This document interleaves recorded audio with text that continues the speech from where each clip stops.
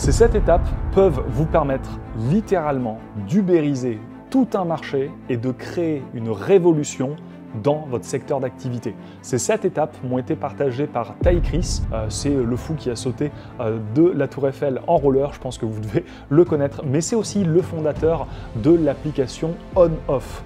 Et donc avec Ty Chris, on s'est vu lors de notre dernière immersion d'Equity Mastermind, il est venu, on était sur Marne-la-Vallée, et il nous a partagé justement 7 étapes qui lui ont permis d'arriver là où il en est aujourd'hui avec son entreprise On-Off qui a été une révolution au niveau des télécoms. Et ces 7 étapes, vous pouvez tout simplement les prendre et les appliquer dans un marché de manière à pouvoir complètement créer une révolution.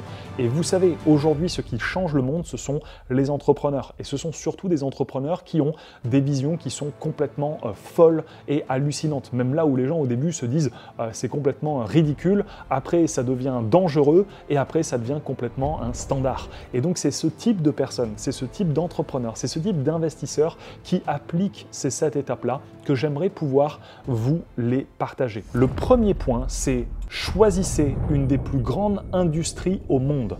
Justement, Ty Chris nous dit que pour aller révolutionner un marché, il ne faut pas forcément aller inventer un nouveau marché, il faut aller prendre un marché qui est déjà existant, un marché où il y a énormément d'argent, énormément de monde, avec vraiment des énormes acteurs en place. Et une fois que c'est choisi, la deuxième étape, c'est de pouvoir trouver une façon d'ubériser cette industrie. Et donc, en reprenant l'exemple, par exemple, de On-Off, ce qu'il a fait avec les télécoms, où aujourd'hui on a Free, Orange, SFR qui détiennent tout le marché, lui s'est posé la question et s'est dit comment je peux ubériser les télécoms aujourd'hui et permettre aux gens justement d'avoir autant de numéros de téléphone qu'ils veulent, des numéros qui soient centralisés dans le cloud sans plus jamais utiliser de carte SIM. Et ça, on arrive à ubériser tout un secteur. Donc vraiment, posez-vous cette question-là, même dans l'industrie dans laquelle vous êtes aujourd'hui, comment vous pouvez aujourd'hui ubériser cette industrie, ce marché. Et ça va vous permettre en fait tout simplement avec votre cerveau de pouvoir rentrer dans une notion de créativité et d'imagination. Et plus vous rentrez justement dans ces notions-là, plus vous arriverez en fait à avoir une mécanique de cerveau qui va aller voir en fait qu'est-ce qu'il y a sur un marché, qu'est-ce qui pourrait se faire différemment, confronter les idées, rentrer dans une notion de cerveau collectif, de brainstorming, pour ensuite tester une idée, voir si elle fonctionne, voir l'appliquer, la pitcher à des investisseurs pour voir s'ils sont prêts à investir et tout simplement foncer dans cette idée avec un esprit un peu fou entrepreneurial. Le troisième point, c'est améliorer l'expérience utilisateur de cette industrie. L'idée, c'est que les grands de ce monde, aujourd'hui, ont une manière très précise de pouvoir accompagner et gérer l'ensemble de leur clientèle. Si vous arrivez à vous positionner vraiment avec une expérience utilisateur qui va vraiment être dingue, et comment on peut voir qu'on utilise en fait ou qu'on améliore cette expérience utilisateur, généralement elle vient de 2 facteurs. Le premier, c'est le temps, le délai que vous permettez à la personne de pouvoir en fait passer d'un point A à un point B, c'est-à-dire le temps nécessaire pour changer son numéro de téléphone, avoir une nouvelle carte SIM. Aujourd'hui, vous voyez, il faut que vous attendiez 1 semaine à 10 jours avant de recevoir par lettre votre nouvelle carte SIM pour intégrer votre nouveau numéro, etc.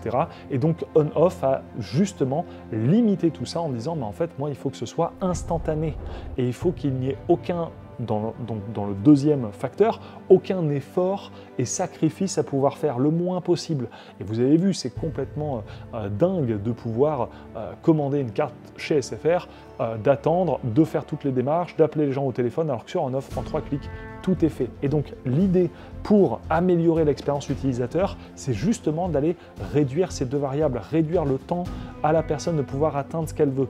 Et justement, le pouvoir aussi réduire les efforts et les sacrifices nécessaires pour pouvoir y arriver. Si vous arrivez à faire ça, vous allez créer sur votre marché une offre qui va être terriblement irrésistible. Le 4e point, hyper important, c'est soyez propriétaire de votre marque. Et là, c'est ce que je parlais dans d'anciennes vidéos où on parle beaucoup de scaling business, c'est-à-dire de marketing, de vente, de structure, etc.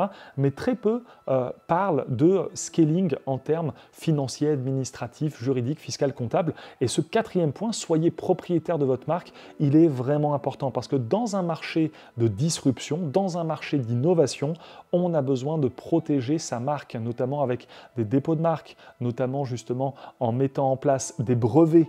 Et donc tout ça va permettre deux choses. Un, de protéger votre marque, deux, des concurrents qui peuvent ensuite vous les piquer, mais ensuite de protéger votre technologie afin que vous ayez et vous soyez le seul et unique personne à pouvoir l'utiliser. Ce qui va vous permettre derrière d'avoir une vraie valorisation, parce que quand vous êtes propriétaire de votre marque prend de la valeur, ce qui derrière sur le marché, lorsque vous avez une offre qui est irrésistible et un marché et une offre, un produit qui est complètement disruptif, de vraiment avoir une irrésistibilité et des personnes qui vont pouvoir soit réinvestir dans votre boîte, soit derrière avec lesquelles vous allez pouvoir faire du business, c'est-à-dire ces personnes vont pouvoir même racheter l'ensemble de votre technologie, l'ensemble de votre boîte. Le cinquième point, c'est vendez le même produit partout dans le monde.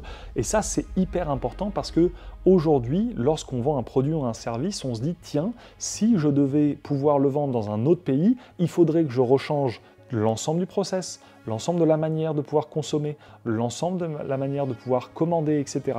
Et donc, l'idée, vraiment pour aller disrupter un marché, c'est de se dire, est-ce que l'ensemble des personnes dans le monde entier peuvent avoir le même process, le même système pour pouvoir commander? C'est comme ça que vous pouvez et vous allez scaler votre boîte vraiment en termes international. Et l'idée, c'est vraiment ensuite de pouvoir ubériser l'ensemble de ce marché-là avec une vision mondiale.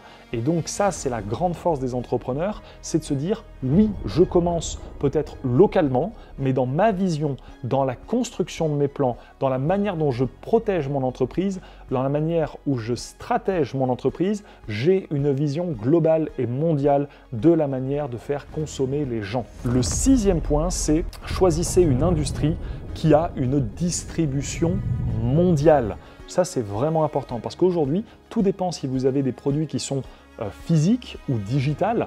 L'idée, c'est de comprendre que si vous avez un produit physique, il faut que la stratégie et la distribution mondiale puissent se faire facilement, avec une logistique où tous les points du monde peuvent être facilement atteints, là où il n'y a pas forcément diverses réglementations, recommandations ou taxes, etc.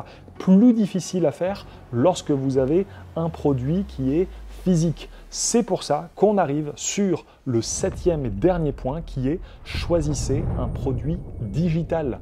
Parce qu'un produit digital n'est pas soumis aux barrières qu'on peut avoir au niveau mondial, au niveau même des réglementations en termes de distribution logistique. Et donc ça va vous permettre là de respecter l'ensemble des points de disruption parce que le digital fait partie de ce nouveau monde et de là où on va aujourd'hui et de comment le monde va évoluer de plus en plus. Et de l'autre, ça permet aussi d'avoir un canal de distribution qui va être mondial et surtout facile d'accès. Donc voilà l'ensemble des 7 points qui vont vous permettre de pouvoir, sur plusieurs façons, soit vous donner de nouvelles pistes de réflexion dans votre philosophie et dans votre développement d'equity, ou soit si vous êtes un start-upper ou un innovateur ou un entrepreneur, de vous dire tiens, je vais utiliser ces points-là de manière justement à pouvoir optimiser mon produit, optimiser mon service, ubériser un marché et pouvoir rentrer tout simplement dans une différenciation au niveau mondial.